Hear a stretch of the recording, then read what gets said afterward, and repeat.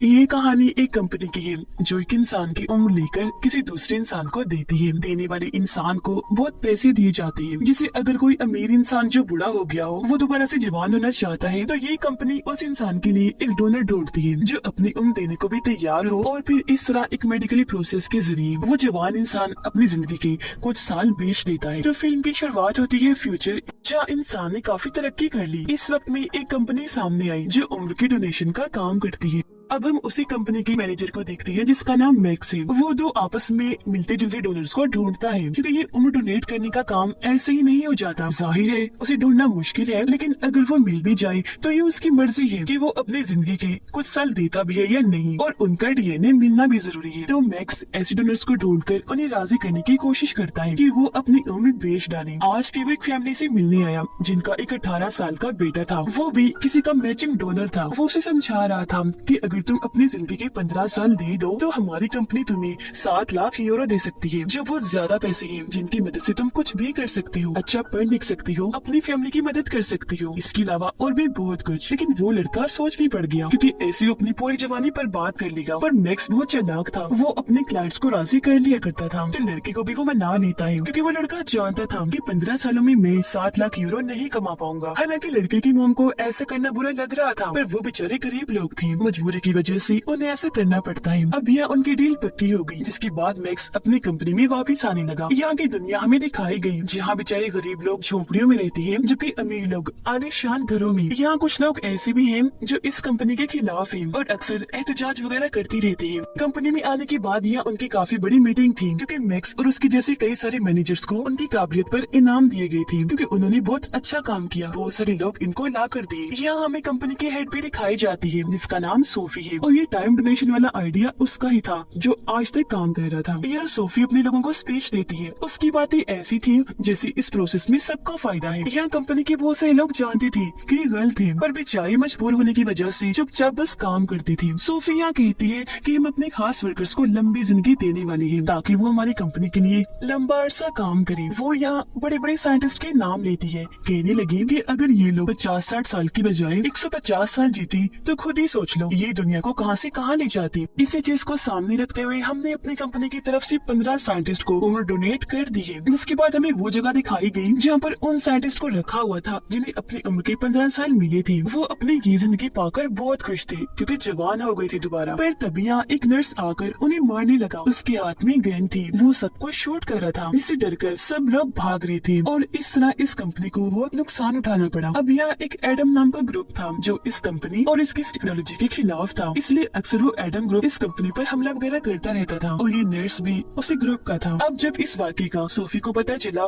तो उसे बहुत गुस्सा आया। यहाँ हमें दो काबिल लोग दिखाए गए जो सोफी के लिए काम करते थे, वो उसकी गार्ड थी। अब यहाँ हम इस कंपनी और इसके खुद हेड सोफी के बारे में और जानते हैं। सोफी अपने इस मकसद के लिए कुछ भी कर सकती थी। अगर कोई डोनर उम्र देने को तैयार ना होता तो ये लोग ऐसा प्लान बनाते थे कि उन लोगों को मानना ही पड़ता था। अगर किसी की जान लेनी पड़ी तो ये वो भी ले लिया करती थी, और एडम ग्रुप को ये लोग अपना दुश्मन समझती थी। तो अब इस हमले की वजह से ये लोग अपने काम को तेज कर लेती है। अब करीब बात मैक्स की, वो अपनी जिंदगी में बहुत खुश था, कामयाब इंसान था, और एक बहुत अच्छे महंगे घर में रहा करता था अपनी वाइफ के साथ। दोनों एक दूसरे को बहुत प्यार करती थी। उसकी वाइफ एक हॉस्पिटल में जॉब करती थी। घर जब वो आई तो देखती है कि मैक्स मेरे लिए खाना बना रहा है, तो वो बहुत खुश हो जाती है। अब ये लोग जिस घर में रह रही थी वो इन्होंने लोन पर लिया था, यानी कर्ज लेकर खरीदा था, पर अभी तक लोन उतारा नहीं था। लेकिन यहाँ मैक्स को यकीन था कि मैं लोन चुका दूंगा, तो वो रिलैक्स रहा करता था। उसे बच्चों का बहुत शौक था, और यहाँ ये दोनों हस्बैंड वाइफ काफी अच्छा वक्त गुजार रही थी। अब उसकी वाइफ अपने मॉम डैड से मिलने उनके घर आई। यहाँ मैक्स की वाइफ के डैड भी उसकी कंपनी के काफी खिलाफ थी, इसलिए उन दोनों की इस बात को लेकर बहस हो जाया करती थी। लेकिन मैक्स अपनी कंपनी को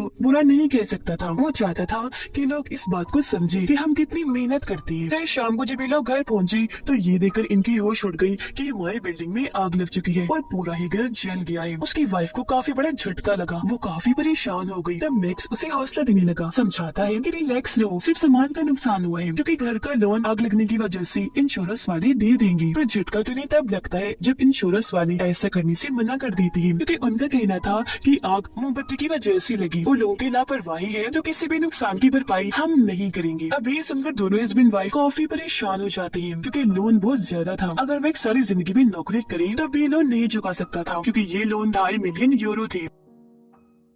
अब ये लोग अपने वकील से मिलते हैं जो इन्हें बताती है कि अब तुम लोगों के पास बस एक ही सिक्योरिटी बची है जिसके जरिए तुम ये लोन चुका सकते हो। वो बताती है कि लोन लेते वक्त मैक्स की वाइफ ने एक सिक्योरिटी पर साइन की थी कि अगर हम लोन ना चुका पाए तो मैं अपनी जिंदगी के 40 साल बैंक को डोनेट कर दूंगी। ये जानकर मैक्स काफी परेशान हो गया क्योंकि उसी बात अब पता चल रही थी अब कुछ नहीं हो सकता था। ये दोनों फंस चुके थे क्योंकि लोन तो इन्हें चुकाना ही था या अपनी जिंदगी के 40 साल देनी थी। तब यहाँ मैक्स कहता है ऐसा मैं करूंगा, अपनी जिंदगी के 40 साल मैं डोनेट करूंगा। पर उसके जैसा मिलता जुलता कोई दूसरा इंसान नहीं था जबकि उसकी वाइफ का था। तो ये दोनों इस वजह से काफी परेशान हो गए। अचानक उनकी जिंदगी इतनी खतरनाक मोड़ पर आ चुकी थी। यहाँ मैक्स फिर भी अपनी वाइफ को काफी हौसला देता है कि तुम परेशान मत हो, मैं फिर भी कोई न कोई रास्ता ढूंढ निकालूंगा। लेकिन जब भी लोग अपने वकील के ऑफिस से बाहर आए तो उसकी वाइफ को गिरफ्तार कर लिया जाता है क्योंकि वो भाग भी सकती थी और बैंक के असूल बहुत सख्त थे। अब जब मैक्स को कोई मदद नहीं मिलती तो वो अपनी बॉस कंपनी की हेड सोफी से जाकर मदद मांगता है। तो वो उसे कहती है हाँ ठीक है मैं तुम्हारी मदद करूंगी। लेकिन 2 हफ्ते गुजर जाने पर भी मैक्स को कोई मदद नहीं मिलती। वो बहुत परेशान हो गया था क्योंकि अब बैंक वाले उसकी वाइफ की जिंदगी से 40 साल ले लेंगे। और फिर आखिर वो दिन आ ही गया। मैक्स अपने वकील के सारे बैंक जाता है ताकि अपनी वाइफ से आखिरी बार बात कर सके, लेकिन उसे इसकी इजाजत नहीं दी जाती। और फिर मेडिकल प्रोसेस के जरिए उसकी वाइफ के 40 साल लेकर किसी बूढ़े इंसान को दे दिए जाते हैं। और आज यहाँ उनका लोन खत्म हुआ। अब मैक्स अपनी वाइफ को लेकर घर आता है।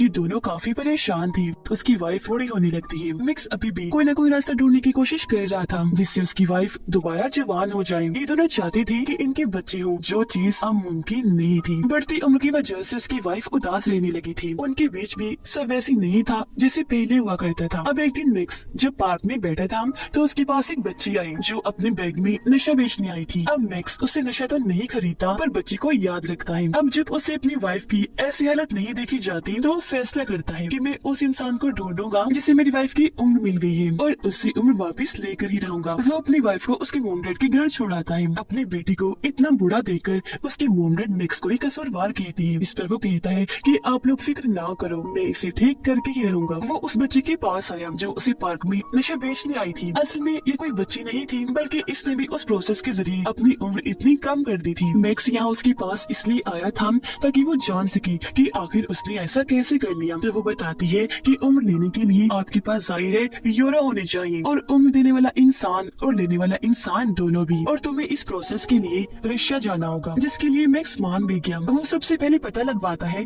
कि वो कौन है जिसे मेरी वाइफ की उम्र दी गई। और जब उसे पता चला कि वो एक औरत है तो ये जल्दी से उसके पास जाकर उसे बेहोश करके अगवा कर लेता है। फिर वो जाता है अपनी वाइफ के पास और उसे सारी बात बता देता है। वो यहाँ मैक्स का साथ देती है। और वैसे ही भला कौन है वो इंसान जो अपनी जवानी को वापस पाना नहीं चाहेगा। सब कुछ पीछे छोड़कर ये दोनों अपने मुल्क को छोड़ने का प्लान बनाते हैं। पर जब ये लोग जा रहे थे तो इन्हें पता चला कि ये लड़की जिसे इन्होंने अगवा किया है वो कंपनी की हेड सोफी की बेटी है और मैक्स की वाइफ की उम्र उसकी बेटी को नहीं बल्कि सोफी को डोनेट की गई थी। लेकिन ये बात मैक्स को आखिरी वक्त में पता चली थी, इसलिए वो फिर भी उसे साथ ले जाने के लिए राजी था क्योंकि ये लड़की सोफी की बेटी है। तो हो सकता है दोनों का डीएनए मैच हो जाए और इसमें से मैक्स की वाइफ को 40 साल मिल जाए। अब जब सोफी के दोनों गार्ड्स को सोफी की बेटी की अगवा होने का पता चला तो उन्हें लगा कि ये काम भी जरूर एडम ग्रुप ने किया है। पर ये लोग सोचते हैं कि एडम ग्रुप हमारे लोगों को मारता है, अगवा नहीं करता, तो ये काम उनका नहीं। अपने शातिर दिमाग से दोनों गार्ड्स ये पता लगवा लेती है कि ये किसी और का काम है। और क्योंकि इनके पास हर चीज की एक्सेस कंट्रोल था तो बहुत जल्द ये मालूम कर लेते हैं कि ये काम उनकी एक वर्कर मैक्स का है। और वो भला ऐसा करता भी क्यों ना, जिस कंपनी के लिए उसने अपनी जान तक लगा दी उसी कंपनी के मालिक ने उसकी वाइफ की उम्र ले ली। अब सोफी की बेटी को लेकर ये समंदर के जरिए बॉर्डर को पार करते हैं। इन्होंने उसे एक बॉक्स में बंद कर दिया था पर जब ये पोर्ट इन्हीं बंदरगाह पर पहुंची तो वहाँ सिक्योरिटी काफी सख्त थी तो ये लोग पकड़े जा सकते थे। लेकिन मजबूरी थी तो आगे बढ़ना भी जरूरी था। तो इस मकसद के लिए वो एक फैमिली का इस्तेमाल करते हैं जिनकी गाड़ी में मैक्स, उसकी वाइफ और सोफी की बेटी थी जिसे इन लोगों ने बॉक्स में बंद किया हुआ था। हालांकि सिक्योरिटी को शक हुआ पर मैक्स सब अच्छे से संभाल लेता है और इस तरह ये बॉर्डर पार कर लेते हैं।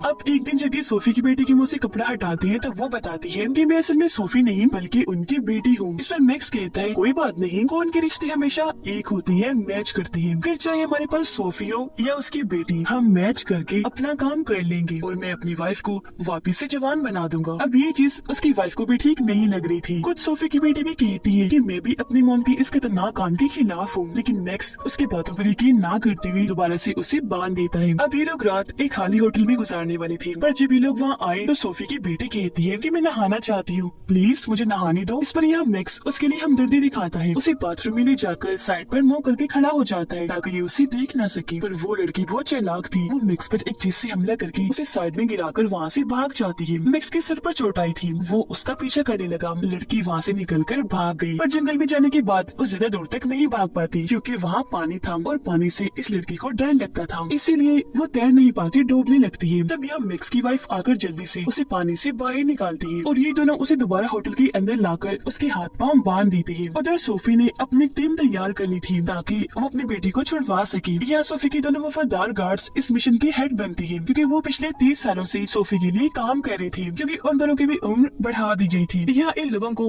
मैक्स की लोकेशन पता चल गई थी कि वो कहाँ है, तो ये लोग अपने सिपाही लेकर उन पर हमला करने के लिए निकल जाते हैं। उधर अगली सुबह होटल के कमरे में एडम ग्रुप और उनकी लीडर आ गई थी क्योंकि उन्हें भी मैक्स की जानकारी मिल चुकी थी। वो तो दरअसल इस मौके की खोज में थी कि उनके हाथ कुछ ऐसा लगे कि वो सोफी और उसकी कंपनी को भारी नुकसान पहुंचा सके, और अब उनके पास काफी अच्छा मौका आ चुका था क्योंकि खुद सोफी की बेटी उनके कब्जे में थी, जिसको बचाने के लिए सोफी कुछ भी करेगी। अब यहाँ एडम ग्रुप वाले और उनके लीडर इन तीनों को ये बंदी बना लेती है। तब यहाँ मैक्स उनके लीडर को समझाने की कोशिश करता है कि देखो हमें कुछ मत करना, हम तो खुद उस कंपनी के खिलाफ हैं। जिस पर लीडर कहती है कि हाँ जानती हूँ, क्योंकि सोफी खुद जवान होना चाहती थी और उसका डोनर, उसकी मैचिंग इस दुनिया में तुम्हारी वाइफ के अलावा और कोई नहीं था, इसीलिए उसने अपने मकसद के लिए तुम दोनों को फंसाया और तुम्हारे घर में जानबूझकर आग लगा दी थी। ये सब होने के पीछे उनका एक पूरा प्लान था क्योंकि अपने मकसद के लिए वो कंपनी वाले कुछ भी कर सकते हैं। और देखो तुम्हारी वाइफ को बूढ़ा करके उन्होंने तुम्हारी जिंदगी बर्बाद कर दी। अब तक मैक्स इस सबसे अनजान था, पर आज ये सब जानने के बाद उसे दुख हुआ। उधर सोफी और उसकी पूरी टीम इन पर हमला करने अपनी बेटी को बचाने आ रही थी, और ये चीज तो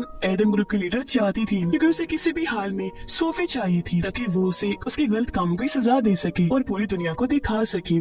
अब मैक्स के पास और कोई रास्ता नहीं था अगर वो अपनी वाइफ को जिंदा देखना चाहता है तो, इसलिए उसे लीडर की बात माननी पड़ती है। यहाँ पूरा प्लान तैयार किया जाता है। मैक्स का काम होगा कि वो अपनी बातों में उलझाकर सोफी को बिल्डिंग के अंदर ले आए, जिसके बाद एडम ग्रुप उसे पकड़ लेगा। फिर अब जब सोफी और उसकी टीम इस जगह के बाहर आकर रुकती है तो तभी मैक्स बाहर आता है, कहने लगा कि मैं सिर्फ सोफी से बात करना चाहता हूँ। जिस सुनकर सोफी आगे आई, उसे कहती है कि मेरी बेटी को छोड़ दो, बदले में मैं तुम्हें ढेर सारे पैसे दूंगी। फिर मैक्स उसे कहता है अच्छा चलो अंदर चलो। इस बात पर हम अंदर चलकर बात करते हैं, पर सोफी की गार्ड को शक हो गया। वो उसकी तरफ गन करके कहती है ये एक चाल है। अब उसकी गार्ड की गन देखकर एडम ग्रुप के लीडर भी अपने लोगों को उन पर गोलियां चलाने का हुक्म दे देती है, जिसके साथ ही दोनों तरफ से गोलीबारी शुरू हो गई। इस बीच फायदा उठाकर मैक्स अपनी वाइफ और सोफी की बेटी को लेकर यहाँ से निकल जाता है। अब यहाँ पहले तो मैक्स की वाइफ को सोफी की बेटी पर तरस आया और वो अपना इरादा बदलने लगी कि मुझे इसकी जिंदगी खराब नहीं करनी चाहिए, इसकी जवानी बर्बाद नहीं होनी चाहिए। पर बहुत जल्द उसे एहसास हो गया कि वो भी बिल्कुल अपनी मोम सोफी की तरह ही खुद घर से उस पर तरस खाना नहीं चाहिए, इसलिए वो खुद उसे लेकर डॉक्टर के पास जाती है अपना और उसका मेडिकली प्रोसेस करने के लिए। जिसके बाद फिर हमें दिखाया जाता है कि मैक्स की वाइफ दोबारा से जवान हो गई है, जबकि मैक्स एडम ग्रुप में शामिल हो गया है क्योंकि वो उस कंपनी को बर्बाद करना चाहता था। सोफी की बेटी अब बूढ़ी हो रही थी, इस वजह से काफी दुखी थी। अगर वो दोबारा जवान होना चाहती तो उसका बस एक ही डोनर था, उसकी मॉम सोफी, लेकिन वो तो इतनी खुद गर्ज थी कि अपनी उम्र अपनी बेटी को भी नहीं दे सकती थी। उधर मैक्स अपनी टीम एडम ग्रुप के साथ इस कंपनी पर हमला करने के लिए जा रहा था ताकि कंपनी का जड़ से ही खात्मा हो जाए। ये फिल्म इधर ही खत्म हो जाती है।